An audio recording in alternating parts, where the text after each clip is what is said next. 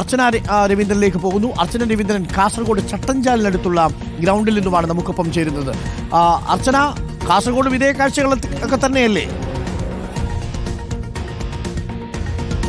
അരുൺ, കാസർഗോഡും ഇതേ സമാന രീതിയിലുള്ള കാഴ്ചകളാണ് നമ്മൾ കാണുന്നത്. കാസർഗോഡ് കാഞ്ഞങ്ങാട്ടിലേക്ക് പോകുന്ന റോഡാണിത്. ഈ റോഡിനോട് ചേർന്നുള്ള ഗ്രൗണ്ടിലാണ് നിരവധി വാഹനങ്ങൾ, ഏകദേശം 300-ൽ പരം വാഹനങ്ങളാണ് ഈ ഗ്രൗണ്ടിൽ ഇപ്പോൾ അട്ടികൂടിയായി കിടക്കുന്നത്. കാറുകളായും ജീപ്പുകളായും അതുപോലെ തന്നെ പല രീതിയിലുള്ള വാഹനങ്ങൾ ഇവിടെ കാണുന്നുണ്ട്. ഏകദേശം 6-7 വർഷത്തെ പഴക്കമുള്ള വാഹനങ്ങളാണ് ഇതെല്ലാം. പോലീസുകാരും എക്സൈസ് റവന്യൂ വകുപ്പും പിടികൂടിയ വാഹനങ്ങളല്ല ഇതെല്ലാം. അതുപോലെ തന്നെ ഇവിടുന്ന് വാഹനങ്ങൾ മാറ്റാൻ ആവശ്യപ്പെട്ട് ഒരുപാട് ജനകീയ സമിതിയുടെ നേതൃത്വത്തിൽ ഒരുപാട് പ്രതിഷേധങ്ങൾ നടന്നിരുന്നു. ഇതിന്റെ ഒന്നും അവസാനമില്ല. പ്രതിഷേധങ്ങൾ തുടരുന്ന സാഹചര്യം തന്നെയാണ്. അവസാനങ്ങളില്ലാത്ത പ്രതിഷേധം എന്ന് വേണം തന്നെ പറയാൻ.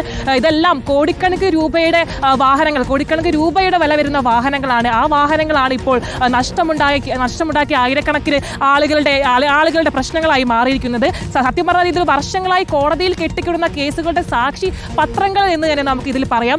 കേസിൽപ്പെട്ട് കെട്ടിക്കിടക്കുന്ന വാഹനങ്ങൾ പരിശോധിച്ച് വില നിശ്ചയിച്ച് ലേലം ചെയ്ത് വിൽക്കണമെന്ന് നേരത്തെ തന്നെ സർക്കാർ നിശ്ചയിച്ചിരുന്നു. പക്ഷെങ്കിൽ വർഷങ്ങളായി വെയിലും മഴയും കൊണ്ട് ഈ വാഹനങ്ങൾ ഇവിടെ കാളുമൂടി കിടക്കുന്നു. ഈ ഒരു കാഴ്ചകളാണ് നമുക്ക് കാണുന്നത്. ഈ നിലയിലായിട്ട് ഒരുപാട് ഓട്ടോറിക്ഷകൾ അതുപോലെ തന്നെ വാഹനങ്ങളൊക്കെ നമുക്ക് ഈ ഒരു നിലകളിലായി കാണാൻ തന്നെ.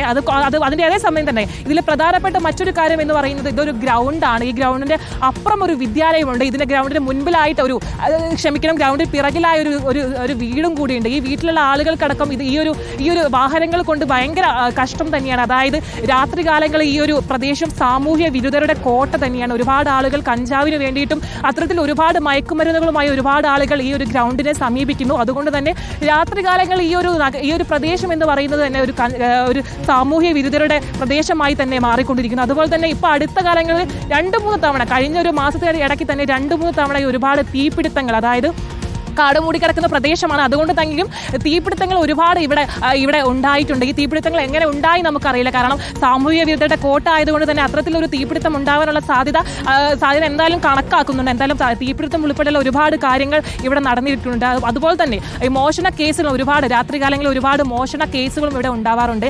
ഈ ഒരു 6-7 വർഷങ്ങൾ പഴക്കമുള്ള വാഹനങ്ങളാണെങ്കിൽ തന്നെയും ഇതിൽ സാങ്കേതികപരമായ ഒരുപാട് പാർട്സുകൾ ഉണ്ടാകും. തുരുമ്പ് പിടിച്ചതാണെങ്കിൽ കൂടെ ഒരുപാട് പാർട്സുകൾ വിൽറ്റാൽ ഒരുപാട് പൈസ അല്ലെങ്കിൽ ക്യാഷ് നമുക്ക് ലഭിക്കും. അതുകൊണ്ട് തന്നെ ഒരുപാട് പാർട്സുകൾ ഇവിടുന്ന് എല്ലാം മോഷണം പോകുന്നു. അത്തരത്തിൽ ഒരുപാട് പ്രശ്നങ്ങൾ ഈ നാട്ടിലെ ജനങ്ങൾ നേരിടുന്നുണ്ട്. എന്തായാലും ഈ ഒരു അടുത്തുള്ള സ്കൂളിലെ വിദ്യാർത്ഥികളടക്കം ഈ വഴി കടന്നു പോകുമ്പോൾ ഭയങ്കര കഷ്ടത്തിലാണ്. അതായത് ഈ ഒരു വഴി ഒരുപാട് ആളുകൾ സാമൂഹ്യ വിരുദ്ധരടക്കം ഉണ്ടായതുകൊണ്ട് തന്നെ കുട്ടികൾക്ക് പോകാനടക്കം ഈ ഒരു വഴിയിലൂടെ പ്രശ്നം തന്നെയാണ്. എന്തായാലും നിലവിൽ ഒരുപാട് പ്രശ്നങ്ങളിലൂടെയാണ് ഈ ഒരു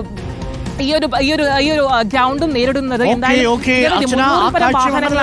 ഇതാണ് കേരളത്തിലുടനീളം നമുക്ക് കാണാൻ കഴിയുന്ന കാഴ്ചകൾ. പോലീസ് സ്റ്റേഷനുകളിൽ പിടിച്ചെടുത്ത വാഹനങ്ങൾ കേസ് തീർപ്പാക്കാതെ തുരുമ്പെടുത്ത് നശിക്കുന്ന കോടികളുടെ മുതലുകളുടെ കാഴ്ച. കോർപ്പറേഷനുകളിലാണെങ്കിൽ ചെറിയ അറ്റകുറ്റപ്പണികൾക്ക് വേണ്ടി കയറ്റിയിട്ടും അത് വർഷങ്ങളായി അവ പരിഹരിക്കാതെ ആ വാഹനങ്ങൾ ഉപേക്ഷിച്ച് തുരുമ്പെടുത്തു പോകുന്ന കാഴ്ച.